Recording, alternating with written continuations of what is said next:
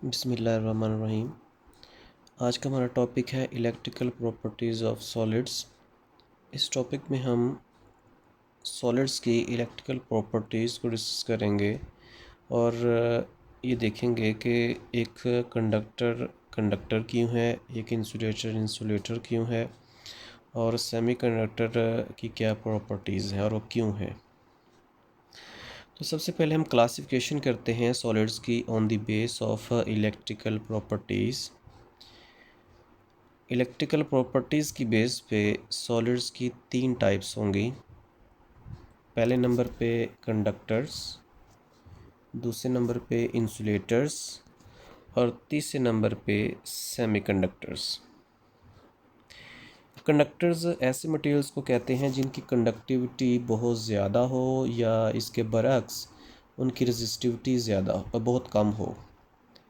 तो इनकी कंडक्टिविटी जो है वो 10 की पावर 7 पर ओहम पर मीटर की रेंज में होती है। और अगर इसकी एग्जांपल्स देखा जाए तो मेटल्स जो हैं तकरीबन तमाम की तमाम कंडक्टर्स होती हैं। उसमें कॉपर और सिल्वर नुमायाँ कंडक्टर्स हैं जो कि वर्ल्ड वाइड इलेक्ट्रिसिटी की कंडक्शन के लिए इस्तेमाल की जाती हैं। दूसरे नंबर पे इंसुलेटर्स हैं। इनकी कंडक्टिविटी बहुत कम होती है और ये 10 की पावर -20 से लेके 10 की पावर -10 पर ओहम पर मीटर की रेंज में होती हैं। और इसकी एग्जांपल अगर देखी जाए तो डायमंड है, वुड है, ये इसकी बेस्ट एग्जांपल्स हैं। और अगर सेमीकंडक्टर की बात की जाए तो इनकी कंडक्टिविटी कंडक्टर्स और इंसुलेटर के इन बिटवीन होती है और इसकी वैल्यू तकरीबन 10 रेज़ पावर -6 से 10 रेज़ पर -4 पर ओहम पर मीटर की रेंज में होती है। याद रखें डिफरेंट बुक्स में ये वैल्यूज़ चेंज होती हैं, लेकिन हमारी टेक्स्ट बुक जो पंजाब टेक्स्ट बुक बोर्ड है उसमें यही वैल्यूज़ हैं। और इसकी एग्जांपल देखा जाए तो जर्मेनियम और सिलिकॉन, ये सिलिकॉन है और ये जर्मेनियम है। सिलिकॉन ज़रा शाइनिंग होता है, ये इसकी एग्जांपल्स हैं। अब हम देखते हैं कि कंडक्टर्स को कौन सी चीज़ कंडक्टर बनाती है। तो कन्वेंशनल फ्री इलेक्ट्रॉन थ्योरी जो है ये एक्सप्लेन यूज़ की गई इस बिहेवियर को शो करने के लिए और ये बेस करती थी बोहर मॉडल पे, Bohr model of electron distribution. लेकिन ये थ्योरी तीनों तरह के टाइप्स को एक्सप्लेन करने में नाकाम हो गई। इसके बरक्स एक नई थ्योरी पेश की गई, एनर्जी बैंड थ्योरी, और ये बेस करती थी वेव मैकेनिकल मॉडल पे। और ये थ्योरी सक्सेसफुली एक्सप्लेन करने में कामयाब हुई कि what is difference between conductors, insulators and semiconductors. Now हम एनर्जी बैंड थ्योरी की बात करते हैं। सपोज़ एक एटम है सिलिकॉन का और इसके आउटर मोस्ट शेल में 4 इलेक्ट्रॉन्स हैं।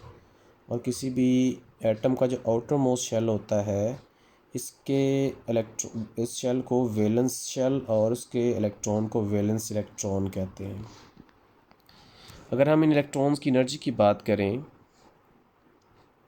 तो ये एक इलेक्ट्रॉन सिर्फ एक ही न्यूक्लियस के साथ ही इंटरेक्ट कर रहा है और इस न्यूक्लियस इलेक्ट्रॉन की इस न्यूक्लियस के लिहाज से एक फ़िक्स एनर्जी है जिसको हम क्वांटाइज या डिस्क्रीट एनर्जी कहते हैं।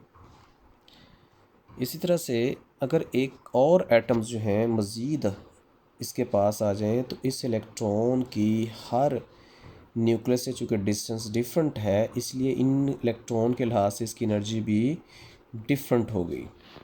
और इस तरह से हमारे पास ये डिफरेंट एनर्जी लेवल्स आ जाएंगे। यानी हम कह सकते हैं कि एक इलेक्ट्रॉन जो कि पहले एक न्यूक्लियस के अंदर था अब लेट्स सपोज 9 इलेक्ट्रॉन्स एटम्स के अंदर आ गया तो इसकी एनर्जी लेवल 9 हो गई। अगर n नंबर ऑफ़ एटम्स यहाँ पे मौजूद हैं तो इसके एनर्जी लेवल्स भी n में डिवाइड हो जाएंगे। तो ये एक बैंड बन जाता है और यहाँ पे EV वैलेंस शेल में सबसे ज़्यादा एनर्जी वाला इलेक्ट्रॉन की एनर्जी है। और ये जो बैंड है जिसमें तमाम एनर्जी लेवल इतने क्लोज होते हैं कि इनको अलग-अलग आइडेंटिफाई करना मुश्किल होता है। इस बैंड को वैलेंस बैंड कहते हैं।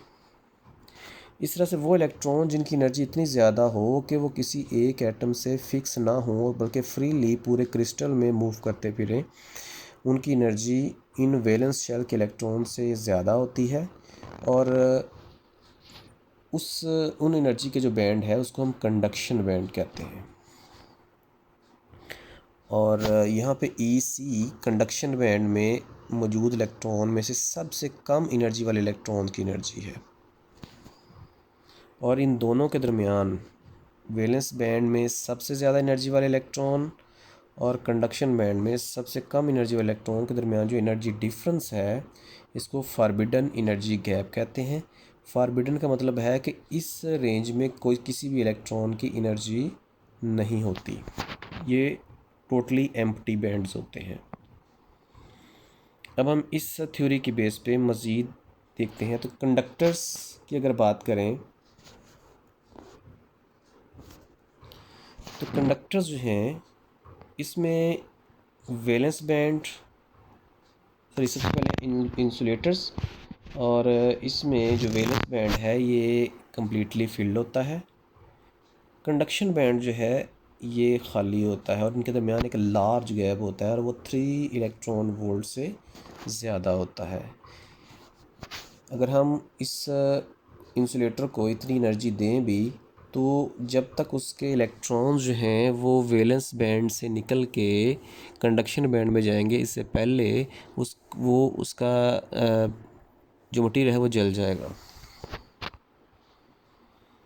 तो यहाँ पे एम्प्टी कंडक्शन बैंड है, यानी वहाँ पे कोई फ्री इलेक्ट्रॉन नहीं है। फ्री इलेक्ट्रॉन हम उन इलेक्ट्रॉन्स को कहते हैं जो कंडक्शन बैंड में आते हैं। फुल वैलेंस बैंड है, कम्प्लीटली फिल्ड, और लार्ज गैप है between conduction band and valence band. उसके बाद हम कंडक्टर्स की बात करें तो कंडक्टर्स में वैलेंस बैंड और कंडक्शन बैंड ओवरलैप कर रहे होते हैं, यानी एक दूसरे के साथ मिले हुए होते हैं। क्योंकि ये फिक्स है, ये दरमियान में यहाँ पे गैप नहीं है बल्कि ये ओवरलैप कर चुके हैं। इसका कलर डिफरेंट है, वाइट भी नहीं है। इसका मतलब है कि वैलेंस बैंड से इलेक्ट्रॉन इजीली कंडक्शन बैंड में और कंडक्शन बैंड से इजीली वैलेंस बैंड में आ सकता है। हम कह सकते हैं कि कंडक्टर्स में वैलेंस शेल में इलेक्ट्रॉन्स जो हैं वो भी कंडक्शन में अपना रोल प्ले करते हैं। इसलिए यहाँ पे conduction and valence band overlapped है। फ्री इलेक्ट्रॉन्स बहुत ज़्यादा होते हैं इसमें, और दोनों बैंड्स में कोई फिज़िकल अलग बाउंड्री नहीं होती जिस तरह से इंसुलेटर में होती है, यानी नो फॉरबिडन गैप। उसके बाद है सेमीकंडक्टर्स। तो सेमीकंडक्टर्स में कंडक्शन बैंड और वैलेंस बैंड में स्मॉल गैप होता है। जब हम 0 केल्विन की बात करें यानी -273 डिग्री की, तो 0 केल्विन पे कंडक्शन बैंड जो है टोटली एम्प्टी होता है जबकि वैलेंस बैंड जो है वो फुल होता है। जैसे जैसे टेम्परेचर बढ़ता है, टेम्परेचर बढ़ने से कुछ इलेक्ट्रॉन के पास इतनी एनर्जी आ जाती है कि वो इस फॉरबिडन गैप को, चूँकि बहुत स्मॉल है, इसको क्रॉस करके कंडक्शन बैंड में चले जाते हैं। तो रूम टेम्परेचर पे कुछ इलेक्ट्रॉन चूँकि कंडक्शन बैंड में चले गए इसलिए ये पार्शली फिल्ड होगा, और चूँकि वैलेंस बैंड से कुछ इलेक्ट्रॉन निकल के कंडक्शन बैंड में गए हैं इसलिए वैलेंस बैंड भी पार्शली फिल्ड होता है।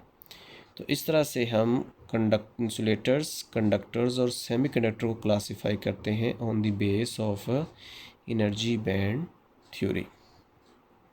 तो नेक्स्ट लेक्चर में हम इंशाल्लाह सेमीकंडक्टर एक्सट्रिंसिक और इंट्रिंसिक सेमीकंडक्टर के बारे में